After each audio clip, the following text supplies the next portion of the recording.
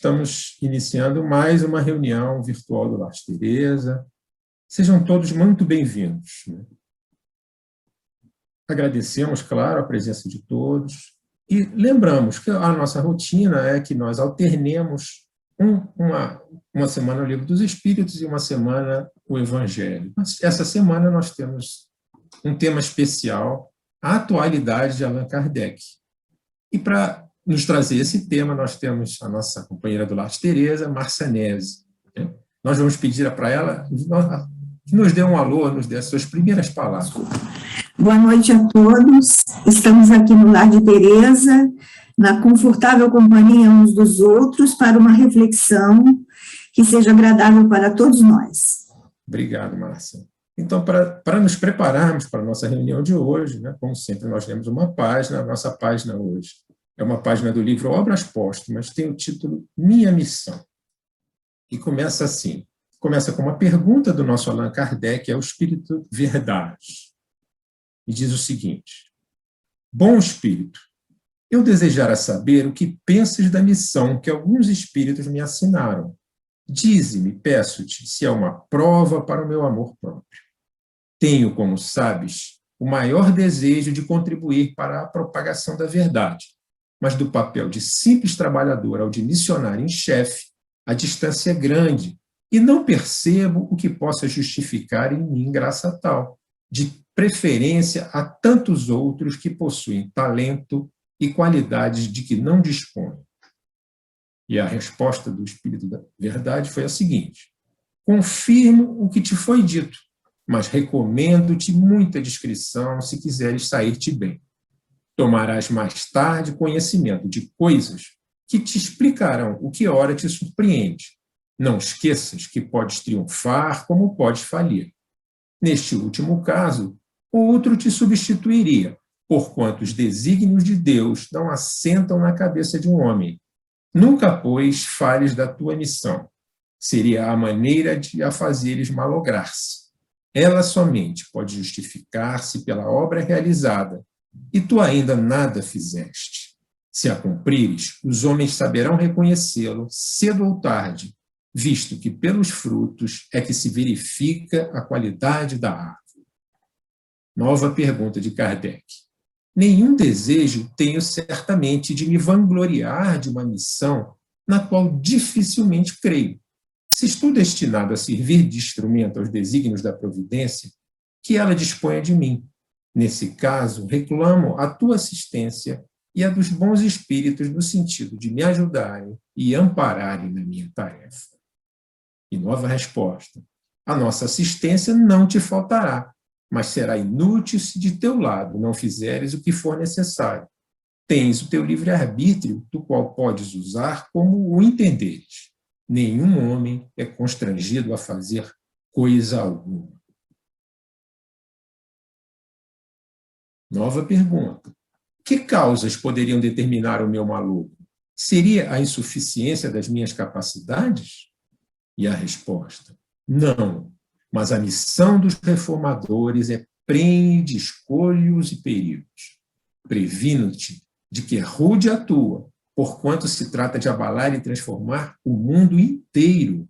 Não suponhas que te baste publicar 1 livro, 2 livros, 10 livros, para em seguida ficares tranquilamente em casa. Tens que expor a tua pessoa. Suscitarás contra ti ódios terríveis. Inimigos encarniçados se conjurarão para a tua perda. Ver-te-ás abraços com a malevolência, com a calúnia, com a traição mesma dos que te parecerão os mais dedicados. As tuas melhores instruções serão desprezadas e falseadas. Por mais de uma vez, sucumbirás sob o peso da fadiga. Numa palavra, terás de sustentar uma luta quase contínua, com sacrifício de teu repouso, da tua tranquilidade, da tua saúde e até da tua vida, pois sem isso viverias muito mais tempo. Ora bem, não poucos recuam quando, em vez de uma estrada florida, só vêm sob os passos urzes pedras agudas e serpentes. Para tais missões não basta inteligência. Faz-se mister, primeiramente, para agradar a Deus, humildade, modéstia e desinteresse. visto que ele abate os orgulhosos, os presunçosos e os ambiciosos.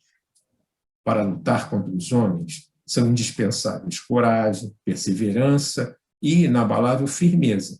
Também são de necessidade prudência e tato, a fim de conduzir as coisas de modo conveniente e não lhes comprometer o êxito com palavras ou medidas intempestivas. Exigem-se, por fim, devotamento, abnegação e disposição a todos os sacrifícios. Vês assim que a tua missão está subordinada a condições que dependem de ti. E a resposta de Kardec ao Espírito Verdade foi o seguinte: Espírito Verdade, agradeço os teus sábios conselhos, aceito tudo, sem restrição e sem ideia preconcebida. Vamos então, já inspirados na leitura desse texto, essa troca de mensagens entre o nosso Kardec e o Espírito Verdade, fazemos a nossa oração para nos prepararmos para a nossa reunião. Agradecendo ao nosso Mestre Jesus, Mestre querido, e agradecemos de todo o nosso coração a oportunidade de estarmos aqui reunidos em teu nome. Agradecemos a nossos benfeitores que sustentam a nossa reunião. Agradecemos, enfim, Pai querido, por estarmos, apesar de separados, unidos pelo pensamento, imbuídos do sentimento do bem, Mestre. Que essas palavras nos sirvam não só para a nossa reflexão, para o nosso conhecimento, mas, sobretudo, para a nossa transformação, verdadeiro objetivo de estarmos aqui. Agradecemos, enfim, além de nossos benfeitores, a nosso Mestre Jesus querido, sobretudo a Ti, Deus, nosso Pai. E pedimos a inspiração para a nossa companheira Márcia, que nos traz hoje essa reflexão tão importante para nós. Graças a Deus. Márcia, então, pedimos então a palavra agora está com você. Mais uma vez, boa noite a todos. Vamos iniciar então as nossas reflexões a partir de uma imagem colocada aqui em primeiro lugar, lembrando a figura estimada do nosso Hippolyte Léon Denisard Rivaio, que mais tarde recebeu o nome de Allan Kardec. Ele aparece nessa pintura feita pelo artista Mon Voisin, que nutria uma admiração muito grande pelas tarefas que Allan Kardec exerceu junto da sociedade na Europa e em todo o planeta. Apresentamos esse tema, a atualidade de Allan Kardec, no dia 3 de outubro de 2022. Portanto, lembrando a data em que ele, 3 de outubro de 1804, há 218 anos atrás, reencarnou na cidade de Lyon, na França. Uma bela cidade com uma história pregressa desde os tempos das Gálias e da dominação romana. E ali o menino cresceu até depois vir a estudar fora da França e, já adulto, apresentou um trabalho magnífico na área da educação e também tomou contato com os primeiros fenômenos espirituais na cidade de Paris. O objetivo do nosso estudo, como mostra a nossa segunda figura, é justamente refletir sobre a atualidade de Allan Kardec, e falando da atualidade de Allan Kardec, nós nos lembramos da atualidade dos ensinamentos espíritas, porque a palavra espiritismo foi cunhada por ele, e como uma ponte unindo a ciência e a religião, se desdobrando em valores morais, por isso também identificada com a filosofia. Lembramos-nos de que, com o progresso proveniente de todo o nosso milênio que já iniciou, mas iniciando lá no século XIX do milênio passado, onde já conhecemos tantas conquistas em tantos terrenos, inclusive na biológica, ilustrando, portanto, com essa célula do DNA, nós vamos fazer uma introdução destinada a orientar as nossas reflexões e homenagear o nosso querido Hippolyte Léon Denisard Rivaio, que a partir de um certo momento, com a publicação do Livro dos Espíritos, ficou conhecido como Allan Kardec. Um cognome que lhe foi sugerido pelo Espírito Verdade, aqueles que o orientaram na codificação dos livros básicos da doutrina espírita, da época em que ele teria vivenciado na Terra a condição de um druida, quando esteve naquela época ainda da dominação romana entre nós. Então, os pilares formadores da doutrina espírita, eles foram lançados em 1857. O menino, Hippolyte Denisard Rivaio, nasceu em 1804, e Allan Kardec nasceu em 1857, com a publicação, em 18 de abril, do Livro dos Espíritos. Depois, inúmeros conhecimentos na área do mundo mineral, do mundo vegetal, animal, hominal, foram desvendados através dos tempos. Muitos cientistas, muitos pesquisadores vieram também a fazer parte da sociedade do nosso planeta. Isso até motivou um dos pesquisadores espíritas, que foi Herculano Pires, que quando escreveu o seu livro Os Filósofos, ele se lembrou de registrar que a espiritualidade, ela invadiu com vários representantes. Aqui na Terra, aqueles que vieram lhe dar bases de progresso espiritual. E Allan Kardec, após o Livro dos Espíritos, em 1857, ele não parou de trabalhar. Lembremos que naquela época não existia facilidade de publicação dos livros. O segundo livro que veio ao lume para os nossos conhecimentos, ilustrando as possibilidades de conhecer a essência dos fenômenos espirituais que aconteciam, ele, pesquisando arduamente, teve, então, a orientação do mundo espiritual, pois ele não sabia desse desdobramento em outros livros. O segundo livro foi o Livro dos Médiuns, uma riqueza de conhecimento que se tornou uma ponte de luz em auxílio dos que sofrem no campo extracorpóreo. A mediunidade como instrumento de serviço para o crescimento espiritual de seu condutor, uma obra inédita, pois todos nos lembramos que aquelas pessoas que se manifestavam de uma maneira sob a influência do mundo espiritual no passado, eram levadas muitas vezes até a fogueira. Mas com essa compilação de conhecimentos, nós adentramos uma época com a possibilidade de conhecer os fenômenos espirituais, e aqueles médiuns poderiam, assim como sendo os meios através dos quais a ponte de luz se faz entre o mundo espiritual e o mundo material. É a ideia da ponte como uma condição, essencialmente, de levar conhecimento, os conhecimentos que nos faltavam nessa área das vivências humanas e da sensibilidade daqueles dotados de mediunidade ostensiva. E Allan Kardec não parou, ele continuou as suas pesquisas, recebeu cartas provenientes do mundo inteiro, e na sua terceira obra, ele lembrou-se, dada a especificidade dessa obra, ele até se retirou de Paris, procurou um ambiente que ele fosse mais ameno, que era em Saint-Adresse, que depois ficou muito conhecida, porque os artistas iam até lá pintar as suas obras.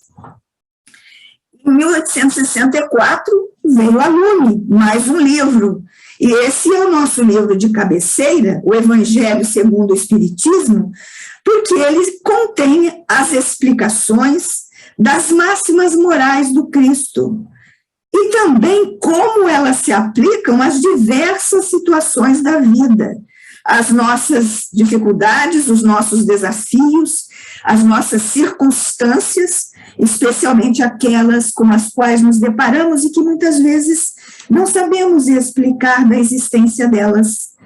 Em algumas ocasiões, nem fomos aparentemente responsáveis pela criação dessas circunstâncias. E essa leitura vai formando, então, paulatinamente, na nossa consciência, a possibilidade dessa fé inabalável, porque a nossa fé, muitas vezes, ela é muito fraca, mas com as leituras, com o hábito de nos endereçarmos a querer saber sobre as leis naturais, sobre o motivo que nos alcançam determinadas condições de testemunho, aí é a fé inabalável, aquela que pode encarar a razão em todas as épocas da humanidade, inclusive na nossa época em que a tecnologia avançou de tal forma que nós somos convidados a raciocinar, a compreender e adotar os nossos hábitos de acordo com um pensamento que coloque a nossa vida, os posicionamentos mais ajustados à época em que vivemos, aos conhecimentos que já conquistamos. E assim, após a publicação do Evangelho segundo o Espiritismo, o nosso livro de cabeceira, e que nos consola nos momentos em que precisamos de um apoio, de um conforto, ela foi depois complementada por outra obra, que seria o quarto livro, que aqui nós vemos como o céu e o inferno, porque lembremos bem que no século XIX ainda havia muito forte a imaginação de todos aqueles que se ligavam à questão de que, quando se desligassem do corpo físico, poderiam ir habitar o inferno ou o céu. Lembremos de Dante Alighieri, que inclusive se tornou o pai da literatura na Itália, e ele escreveu em sua obra, ficou famoso, porque na Divina Comédia ele coloca todas as situações como as vivências do inferno e do céu. Em 1865, então, veio à luz esse livro, tratando-se sobre a justiça divina. Como a justiça divina age? E são os próprios espíritos que, após o fenômeno da sua desencarnação, eles vêm e nos fornecem os exemplos sobre a situação da alma durante e depois da desencarnação, o fenômeno que nós costumamos chamar de morte, e que vamos aprendendo que a morte é um fenômeno natural. O corpo volta a fazer parte do mundo material, e nem para ele existe morte, porque os elementos se transformam e voltam a fazer parte do meio ambiente, mas o espírito é imortal. Ele continua a sua trajetória, só que no plano extracorpóreo. E após a publicação desse magnífico livro, nós ainda temos o quinto livro, o Pentateuco Kardeciano, como é conhecido. Esse é o livro A Gênese, demorou um pouco para sair, por orientação dos próprios espíritos. O século XIX foi um século que recebeu uma alavanca de progresso notável. Então, demorou um pouco para a confecção desse livro, porque ele trata da questão dos milagres e das predições, e o Espiritismo, então, veio analisar o livro A Gênese de acordo com a ciência, porque ela foi chamada, e ainda é chamada, a explicar a gênese, a criação do nosso planeta, e segundo as leis da matéria, nós precisamos compreender como a criação se efetuou. Nós temos no Lar de Teresa, como em todas as outras casas espíritas, a ocasião, a oportunidade muito feliz de estudar todos esses livros, com critérios de conversas, diálogos, de leitura e de reflexões que nos levam a amadurecer a condição de compreender a existência de Deus, que comanda a vida universal, de compreender que somos realmente espíritos imortais, na acepção dessa palavra, porque eterno nós só temos Deus. Deus não teve início, não teve fim, então ele é eterno. Mas nós, espíritos criados por ele, tivemos um início, conforme está registrado no livro dos Espíritos. Mas não teremos fim, porque o progresso se desvenda para todos nós como um caminho infinito de aprendizado, seja nas facilidades alegres, seja nos momentos de testemunho, onde somos chamados a atestar os nossos conhecimentos em relação às leis espirituais.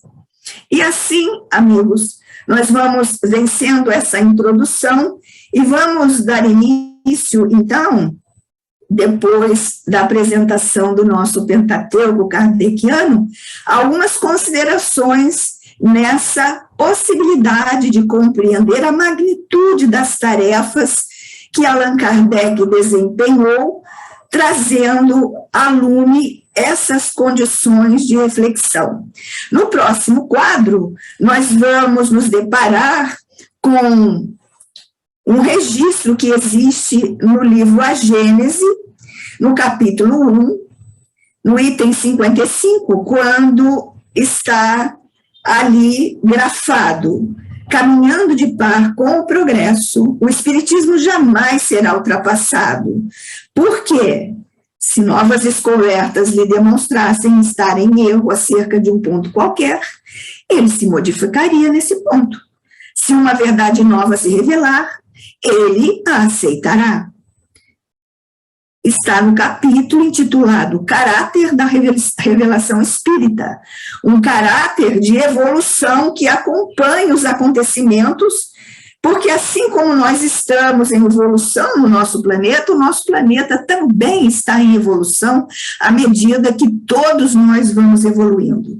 São civilizações que atravessam a história em uma movimentação de progresso ininterrupta, e que assim nós vamos podendo refletir como essas palavras se refletem tão amplamente na nossa atualidade, que podemos passar o quadro e verificar um dos exemplos em que podemos testemunhar que a doutrina espírita realmente está acompanhando os passos dos acontecimentos que caracterizam a história do nosso planeta. Nós estamos, sim, no 218º aniversário da data de nascimento de Allan Kardec, e nós visualizamos esse livro publicado por Divaldo Franco, mas a autoria é do espírito Viana de Carvalho. E ele intitula-se Atualidade do Pensamento Espírita. Para que nós tivéssemos a possibilidade de analisar a atualidade do pensamento espírita, nós precisaríamos primeiro da colaboração do nosso Allan Kardec, que nos deixou, primeiramente, o Livro dos Espíritos, em 4 partes delineadas, sendo que essas 4 partes deram origem aos 4 livros seguintes que foram apresentados aqui.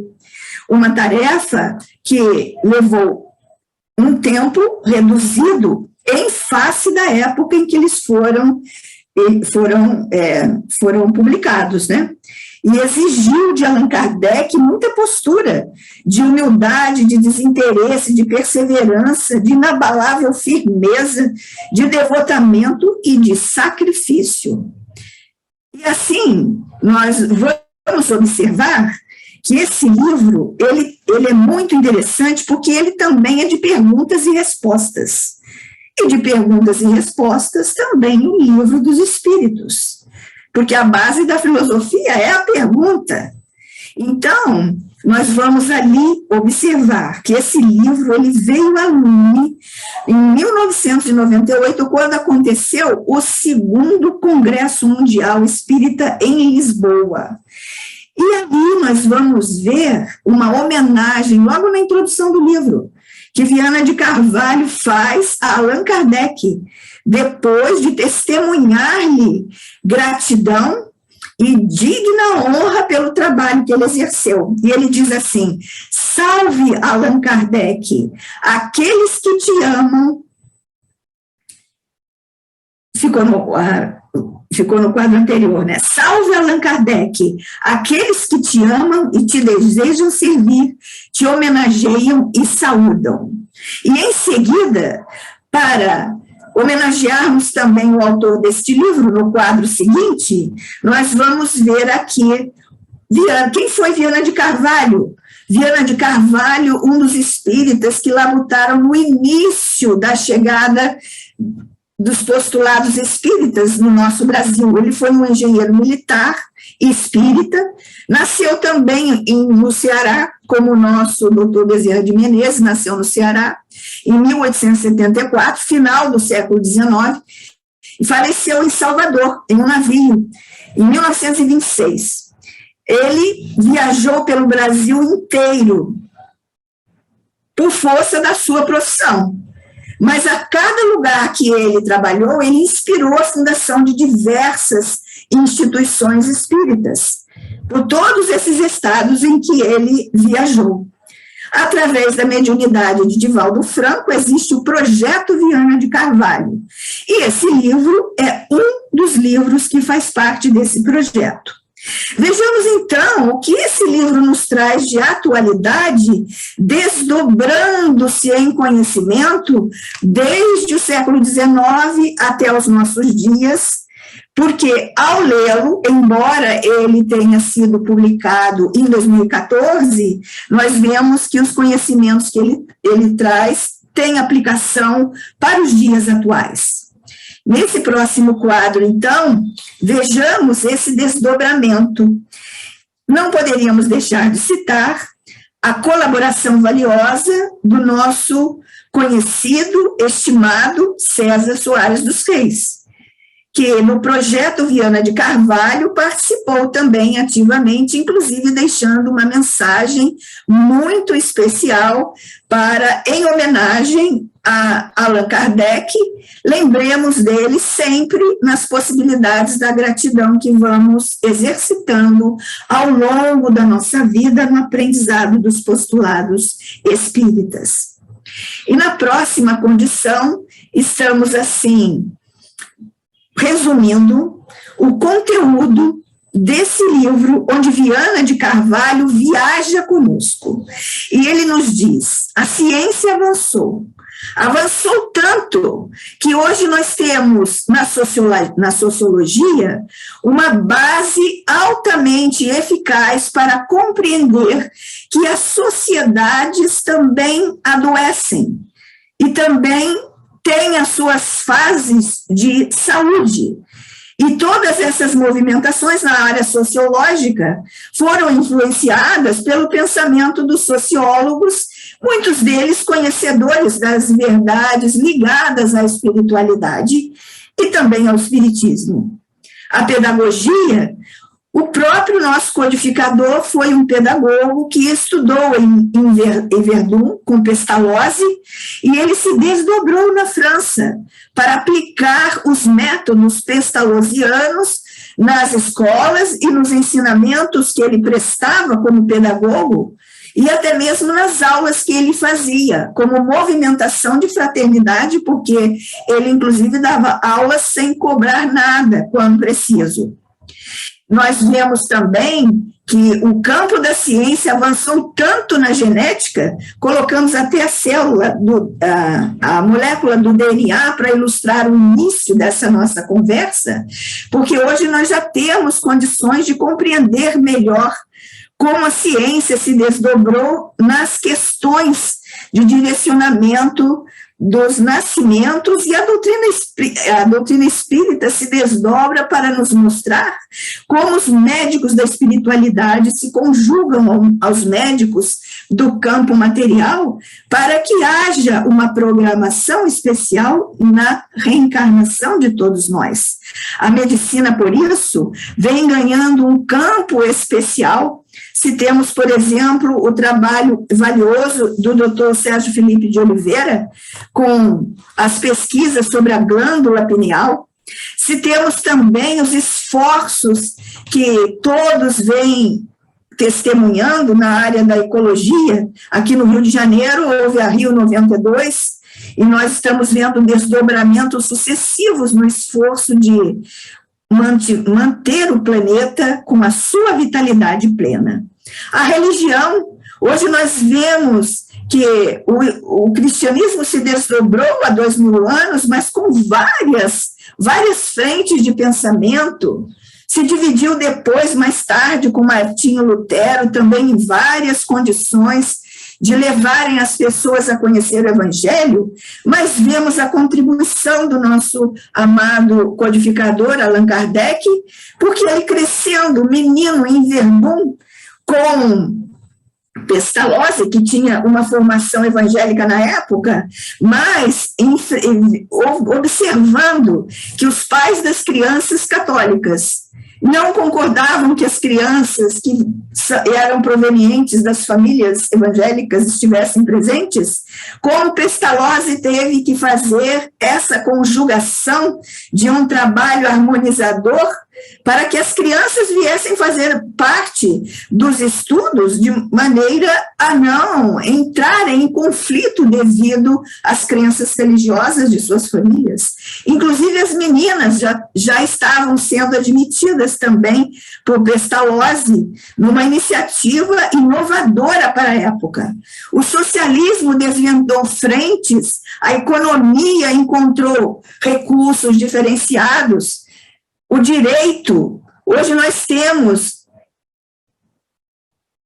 profissionais da área do direito que são espíritas e que laboram nessa área com destemor, com dignidade, para que as leis acompanhem o progresso, para que o ser humano tenha a possibilidade de ver-se respeitado nas suas necessidades. A biologia se desdobrando, a zoologia sendo melhor estudada, os animais sendo agora colocados como partes da nossa família, a tecnologia apoiando-nos, até nos encontros que fazemos à distância, e a questão das várias instituições filantrópicas, espíritas ou não, que se conjugam em esforços para que a sociedade se veja em uma condição de um mundo de regeneração, onde nós nos identifiquemos com meios melhores das vivências em sociedade, com a compreensão da mediunidade em uma condição que ela pode ser agora levada até mesmo aos tribunais, como já aconteceu. E essa análise nesse livro nos leva aos poucos, à medida que vamos gostando de ler, era uma leitura agradável, que vamos compreendendo que nós estamos fazendo parte da história desse planeta. Um planeta que é a nossa casa, como chamam agora na ecologia, a casa comum. Então, no próximo quadro, nós vamos nos desdobrando e vendo que, nos comentários desse livro, o que nos diz Viana de Carvalho? Ele nos diz assim, que a história do planeta ela está se desenvolvendo de uma maneira inteligente. Quem é que coordena essa história inteligente que acontece? E ele cita um exemplo, que é o de Cícero, que viveu nesses anos, de 106 a 43 antes de Cristo. Ele cita uma frase de Cícero, dizendo assim, que Cícero afirmava, a história é a pedra de toque que desgasta o erro e faz brilhar a verdade. E ele comenta essa frase, colocando assim no livro, registrando de uma maneira magnífica, que a história real do nosso planeta, ela não se encontra grafada entre nós, embora nós saibamos pesquisar e saber como aconteceram muitos fatos. Mas a história verdadeira encontra-se escrita nos registros celestes do mundo espiritual, porque essa história é uma linha de progresso em que alguém na espiritualidade, ou muitos na espiritualidade, sob o comando de Jesus, orienta para o progresso do mundo, do nosso mundo, da nossa querida terra, que muitos dizem que deveria chamar água e não terra, pela quantidade de água que possui. E no próximo quadro, ele também vai nos falar sobre o fato de que, se todo ser humano contemplar o universo, se lembrar de olhar o céu, sentir a magnitude da bondade divina, ele se curvará automaticamente nessa observação para homenagear ao Criador, homenagear Deus que tudo criou e que nos proporcionou a possibilidade de vivenciarmos neste planeta as experiências presentes a cada uma das nossas encarnações em diferentes situações. E ele nos diz ainda, como nos mostra o próximo quadro das nossas reflexões, que muitos vieram ao planeta destinados a fazê-lo avançar, como Albert Einstein, que nasceu em Ulm, também no final do século XIX, e faleceu em Princeton. Ele trabalhava na universidade, nessa cidade, faleceu em 1955. Esses espíritos vieram alavancar o progresso na ciência, e eles acreditavam em Deus, e de uma forma diferenciada, de uma forma conjugada ao raciocínio. E ele ainda nos dá outros exemplos, como no seguinte quadro. Não foi só Albert Einstein que alavancou a ciência, outros o fizeram. Aí no próximo quadro nós vamos ver Wernher von Braun, muito lembrado, muito debatido, nasceu na Polônia em 1912 e faleceu na Virgínia em 1977. Aí ficou faltando 1977. Nessa época ele foi muito lembrado. E ele também se vinculava a essa possibilidade de refletir sobre a existência de Deus. Uma das frases dele, apenas uma, tem outras: não se pode ficar exposto à lei e à ordem do universo sem tomar consciência de um plano divino. E nós vamos ver Viana de Carvalho ainda se desdobrando em outros exemplos. Wernher von Braun foi responsável por muitos equipamentos colocados no espaço. E David Bohm nasceu em 1917, na Pensilvânia. Ele viveu bastante, faleceu em Londres, em 92. E o livro que ele escreveu, chamado Teoria Quântica, abriu caminho para as pessoas começarem a se interessar por essa questão do que vem a ser a palavra quântica.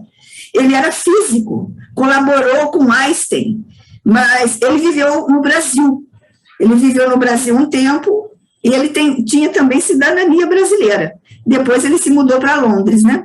E ele se desdobrou também, depois de se interessar por astronomia, ele se interessou pelas questões do cérebro.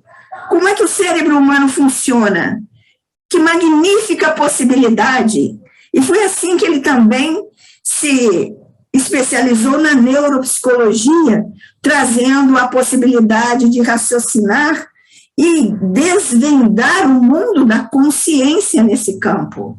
Vemos ainda mais um exemplo citado por Viana de Carvalho nesse livro, que é o Sir James Jeans, também nascido na Inglaterra. Esse nasceu na Inglaterra no final do século XIX, viveu até 1946, né, muito próximos aqui de nós. Ele era astrônomo, matemático e físico inglês. Ele também se desdobrou nessa questão de descobrir a possibilidade dos céus e de pesquisar a genética e fazer uma condição de ligá-las à possibilidade ou à certeza de que Deus existe e de que existe um comando superior na nossa vida.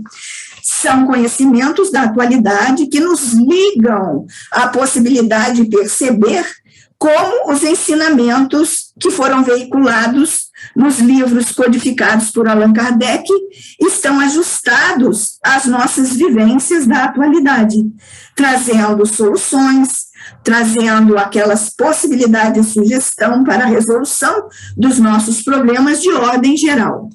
E no quadro seguinte, nós vamos ainda verificar que Viana de Carvalho nos lembra que não são só os cientistas da atualidade que acreditavam em Deus.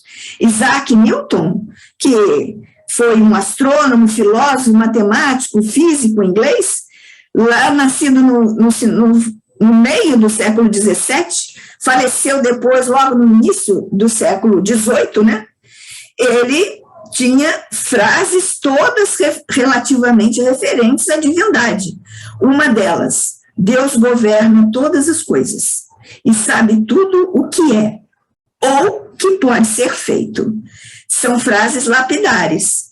E ainda num quadro seguinte, Viana de Carvalho nos lembra da figura de Nicolau Copérnico, que lá no século XV, faleceu no século XVI, mas nasceu no século XV, né, astrônomo polonês, e que foi o primeiro que disse, olha, a Terra tem dois movimentos, ela tem um movimento de rotação sobre si mesma e ela tem um movimento em torno do Sol. Nós fazemos os nossos aniversários por isso, né? Damos uma volta em torno do Sol, viajando pelo espaço estelar, nessa nossa casa comum que é o planeta, e muitas vezes nem percebemos que estamos viajando pelos céus. E também, no próximo quadro, vamos ver a contribuição que ele nos traz, nos lembrando de Galileu Galilei, astrônomo italiano, também nascido no século XVI, e viveu até quase nos meados do século XVII, que trouxe também uma colaboração notável sobre o conhecimento das questões celestiais que os seres humanos podem observar. Imaginemos naquela época que não tinha luz elétrica.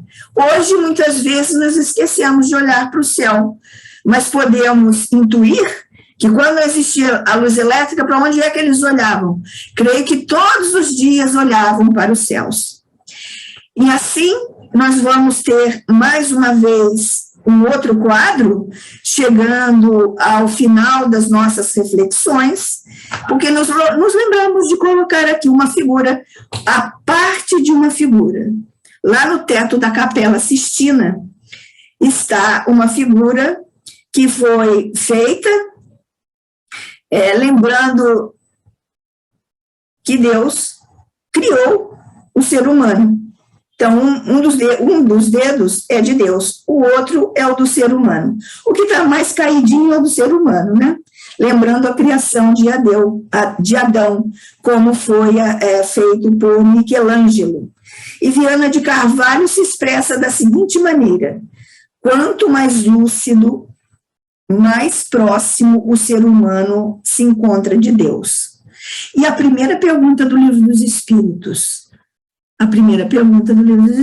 é: o que é Deus? E lembremos-nos que Kardec, quando perguntou isso, ele não perguntou quem é Deus, ele perguntou o que é Deus, que coisa é Deus. Por quê? Porque ele nasceu em 1804, ora, foi muito perto dos acontecimentos da Revolução Francesa. A Revolução Francesa trouxe uma série de modificações para a sociedade, inclusive na área religiosa, e o ser humano questionava: o que é Deus? Que Deus é esse que permitiu que na Europa inteira, e mesmo na época de Allan Kardec, a Europa se reconfigurou inteira, ou as guerras aconteceram. Em 1870, Allan Kardec havia desencarnado em 1869. Em 1870, houve a deflagração de uma nova conjuntura de eventos que foram belicosos e prejudiciais às pessoas. Então, nada mais natural que nós agora paremos para raciocinar e reavaliemos a importância da figura de Allan Kardec, a atualidade de Allan Kardec, quando ele nos trouxe os 5 livros da doutrina espírita. E que, lembrando a saudação inicial, salve Allan Kardec, que nos aceite, embora as nossas limitações, para as tarefas que a espiritualidade nos endereça para o nosso crescimento espiritual. Muito obrigada. Nós aqui agradecemos, Márcia, por essa sua dedicação, por toda essa sua pesquisa, por nos trazer essas reflexões tão importantes para nós, né? Nós agradecemos também a todos que estão conosco, né, todas as semanas na nossa reunião virtual do Lar de Teresa, e os convidamos, é claro, para a reunião da semana que vem, em que nós retornamos para o estudo do Evangelho, né? Como nós tínhamos colocado, o tema de hoje foi um tema especial, como nós usualmente fazemos nos finais de mês.